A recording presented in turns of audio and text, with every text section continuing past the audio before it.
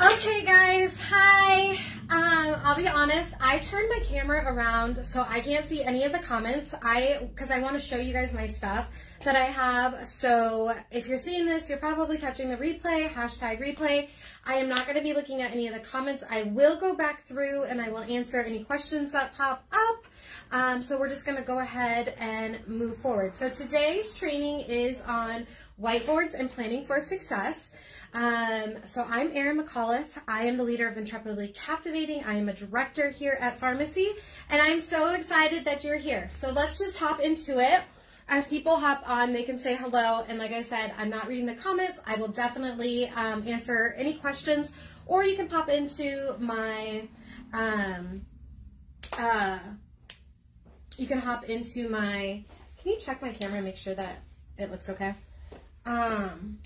Into my inbox and I'll answer any questions that you have. Look down.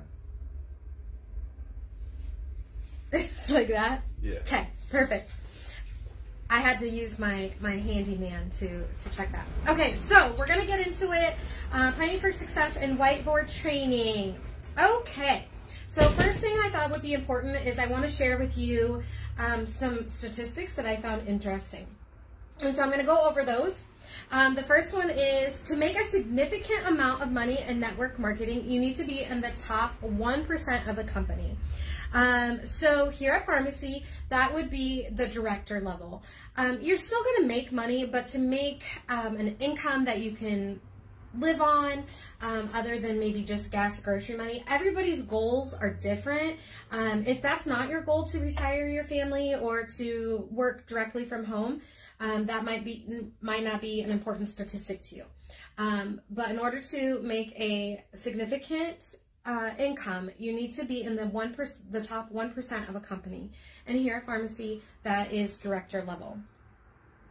Okay, so in 2017, multi-level marketing generated $189 billion worldwide in sales. So 50% of people who work in MLMs abandon it within 1 year. The MLM industry in the U.S. has 36.9 million people, 36.9 million people that are under contract that do not work their business full-time or part-time. So that's 36.9% of people that are under contract that are not working their business. Women make up 74% of direct sales. Women make up 74% of all direct sale companies. Only 9% of women in the U.S. earn over $100,000 a year. No surprise. Out of that 9% that make over $100,000 a year, 82% of that 9% make it in MLM, make their money in multi-level marketing. 99% of direct sellers are high school graduates, and 52% are college graduates and actually hold degrees. So some of these stats might sound a little discouraging to you, or might sound a little bit negative, and I'm not telling you these things for you to take and like feel discouraged. I'm giving you this information so that you can take it and you can be intentional with your time. You can be intentional with your goal setting. You can be intentional with all the things that you do regarding your business, because nobody wants to be just another statistic, unless it's that 9% statistic. I'm game for that. But the fact of the matter is that people give up, and that's why you hear top leaders always saying in this industry, people come and people go, whether they go to another company or they decide that MLM is just not what they thought it was going to be, or whatever the case might be. There's literally 39 million people that have decided to join MLMs and aren't doing anything with it. So I'm going to talk to you today about different ways that you can use your time your energy and skill sets to benefit you, to help you become successful in this industry. I have my notes, so I gotta kind of make sure that I stay on track. Otherwise, I go in rabbit holes. So the first part of this is goals. Goals are so important. I've talked to you guys several times about dream boards. I've talked to you about having very intentional, specific goals.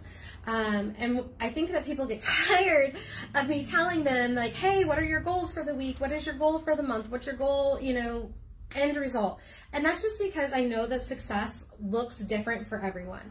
My goal is that I want to retire my husband. I want to retire my mom.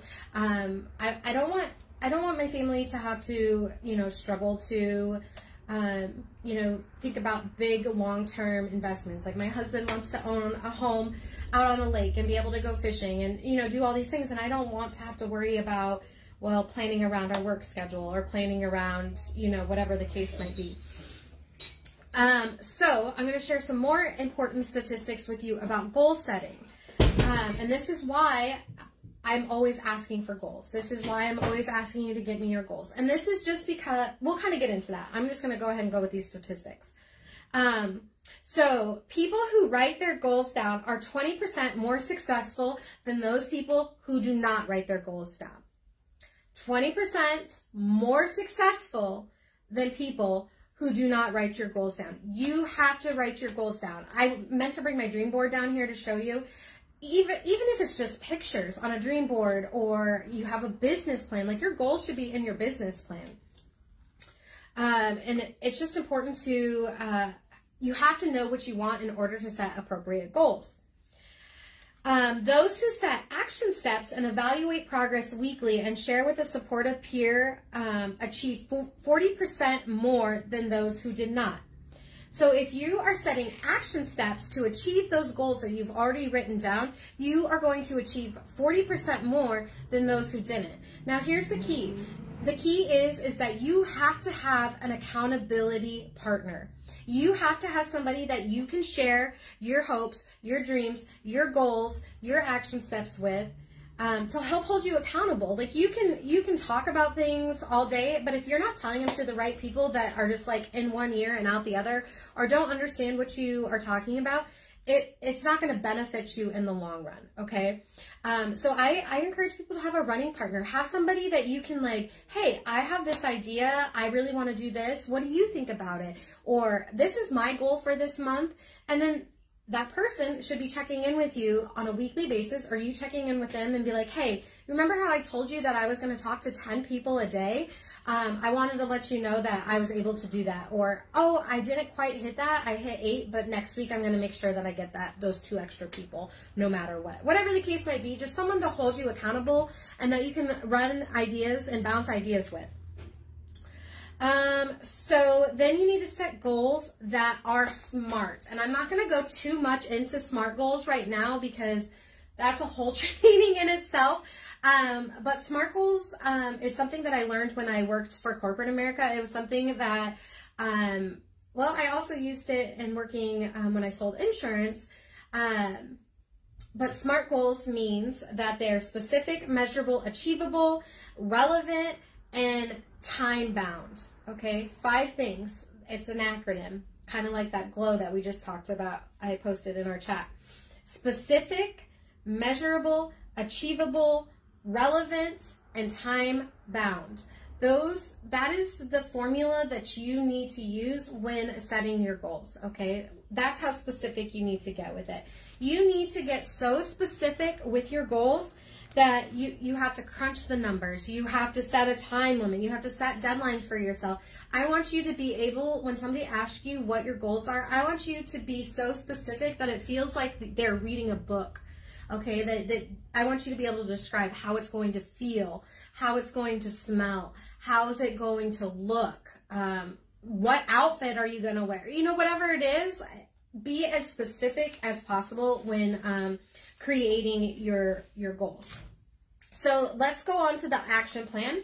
When you create a plan of how to get your goal, you have to create a plan in order to achieve your goals, because the difference between a dream and a goal is that goals are written down and you have action steps to get there. So you have to create a plan. For a bigger, more harder goal that you might have to break it down into smaller steps. Like, for example, if you're a high schooler and you say, I want to be a doctor. So if you're making a SMART goal, you're going to be like, okay, in 2022, I am going to graduate high school. And then the next one might be that you need to go get your general education done at the community college. And then you need to transfer into a med school. And then you got to do a residency. And you can break it down into other steps of like how you're going to get there. Like, you're going to have to think about financing. You're going to have to think about where you're going to live. Like, there's so much that goes into that goal, but you have to break it down into smaller steps, because if I just stand here and say, I haven't even graduated high school yet, but I'm going to be a doctor, like, that seems a little bit unattainable. That's more of a dream, right?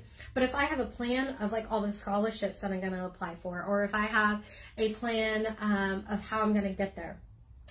Goal setting is something that I hold really near and dear to my heart, especially coming from a human services, social services background. Goals give you something to reach for, and you would be so surprised if you set a goal for yourself, and you're going to be amazed about how much you overreach. Because if that goal is really near and dear to your heart, you're going to take that effort and the strive to get there. So I think you guys will be pleasantly surprised when you have this stuff written down, what a difference it makes. What a difference it makes, because you have a purpose. There's a light at the end of the tunnel. There's an end game plan. And the object of the game is to get there, as fast as you can. And then you start over and you make new goals, and you keep reaching and you keep reaching until you become the best version of yourself, or until you fulfill your purpose. All right, so some other examples of action planning is creating DMOs, daily methods of operation. Make a list as you go, check it off. Matter of fact, let me show you. I don't know how close, if you guys can even see this. Let me check this real quick. These are my DMOs. This is what I have every day. I have a list of things that I'm going to do. I've gone through and I've marked my entire month out. Like, I have plans for the entire month. I have certain things that I do on certain days. And so it's really important that you do that, because if you are wandering around aimlessly, and this has been an issue for me in the past couple of months, like, I just wander and I'm like, I didn't get anything done that I needed to get done. I found that if I have this list, then I get all the things done. And if I have time at the end of the day, I work for myself. So I'm going to take time off and I'm going to go to the park, or I'm going to go do whatever it is I need to do. Maybe it's laundry, maybe it's go for shopping, whatever the case might be. You can reward yourself for those small wins, okay? Set yourself some office hours. When you are doing goal setting, don't let yourself become so consumed that you just like check out. That's burnout. You still have to take care of yourself. You still have to spend time with your family. I'm not telling people, there are people out there that, work hours and hours and hours and throw everything else by the wayside. That's not why I do what I do.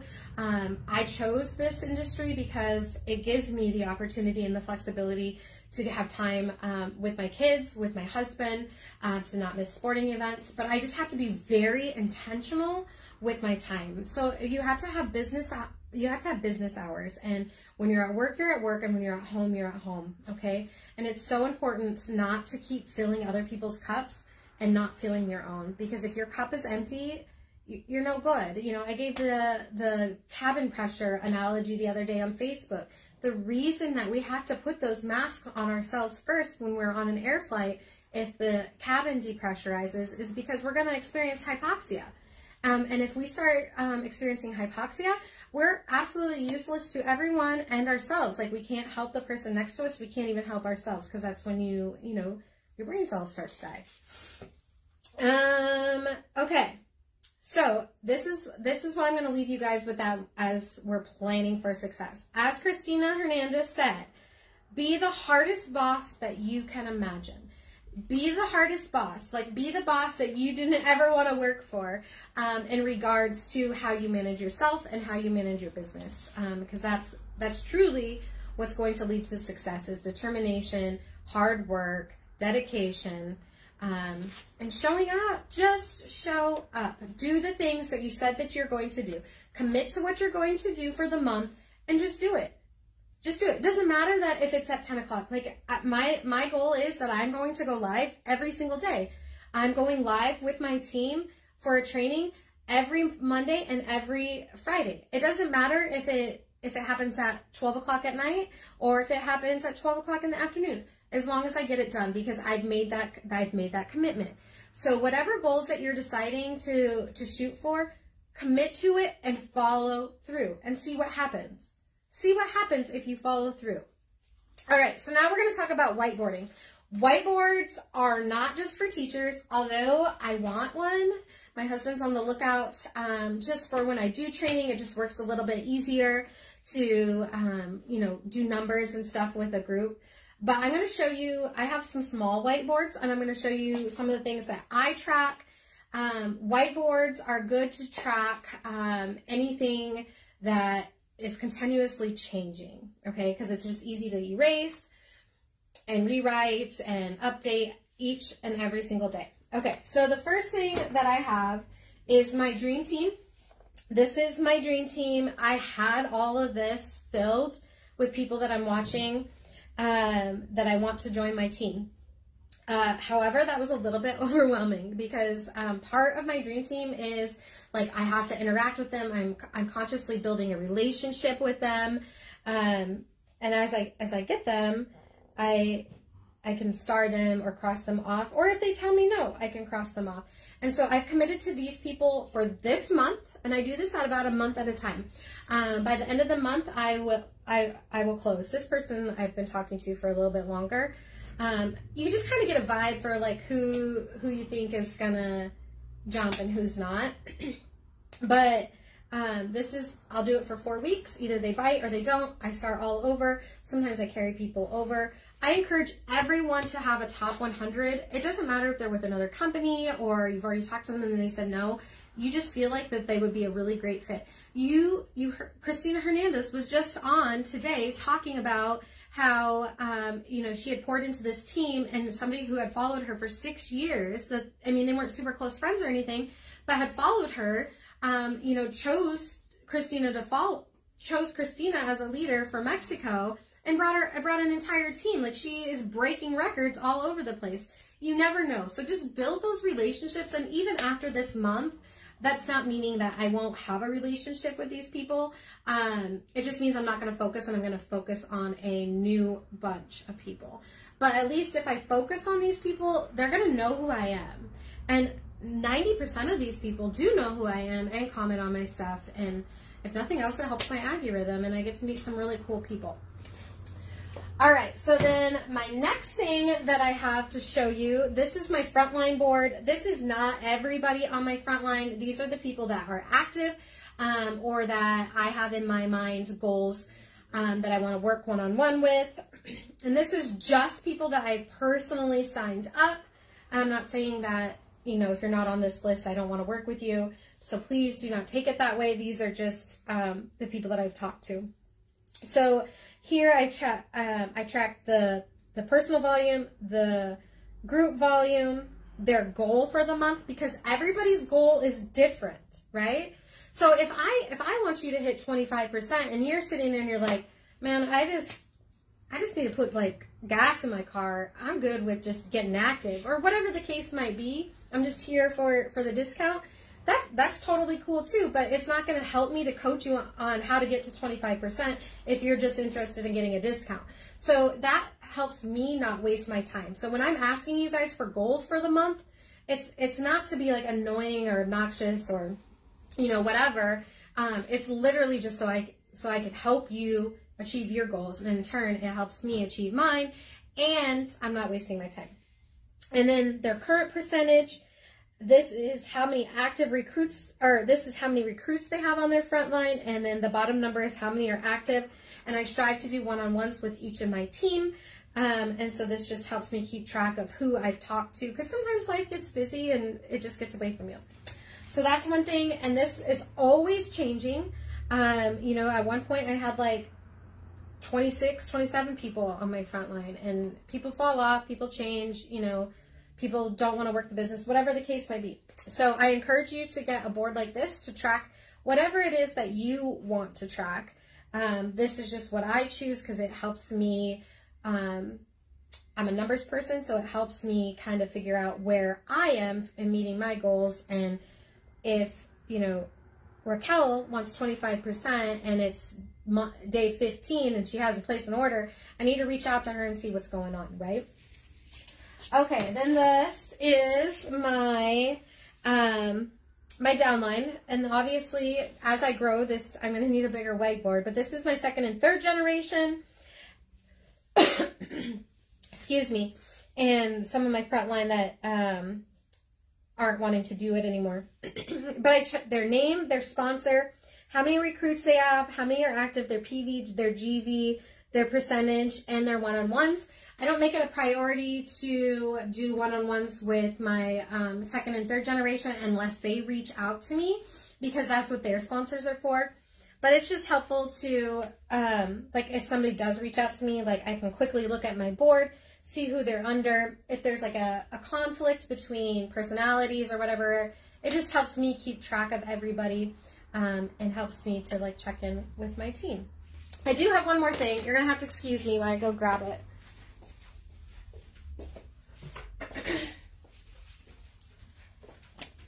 The last thing that, I don't know if you guys can even see this.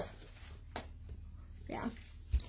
So this is, I print this off. I try to do it, I was doing it monthly just because my numbers weren't changing that rapidly, but now they've changed pretty rapidly with people joining and whatnot. So this is my entire team, and this is the activity report that you can print off. You can get an email to your back office, and then, or you get an email to your email address from your back office, and then you can print it out.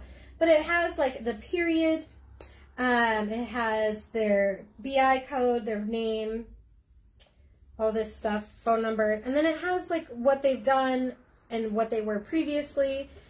What else does it have on here? Their previous personal level, like what's the highest that they've reached the previous month, if they're active, is there an invoice, just all different kinds of things. I just find, and it tells me in here, like when was the last time that they had an order from their customers or that they placed an order. So it's just helpful for me to like kind of just track what my team's doing. I always like to look at this because you want to make sure that people that are supposed to be there, you have to audit your account, because the matter of the fact is that pharmacy is human and they make mistakes. And as a business owner, it's my job to ensure that my numbers are right. I don't pay pharmacy to keep my books. I don't pay pharmacy to keep track of my team. That's my job. Their job is basically just to, you know, provide me with these bomb.com products. So you have to go back and audit. You have, if somebody's not on your list that should be, you need to reach out. If somebody is on there that you have no idea, you need to figure out what's going on with that. Like, that's what's going on here, which is okay too. But that's what I know about planning for success and using my whiteboards. I hope that you found value in this. If you did, please share with your team, and make sure to leave me any comments or questions and give me a like. All right, guys, I hope that you have a blessed day, and remember that you are more than a pretty face.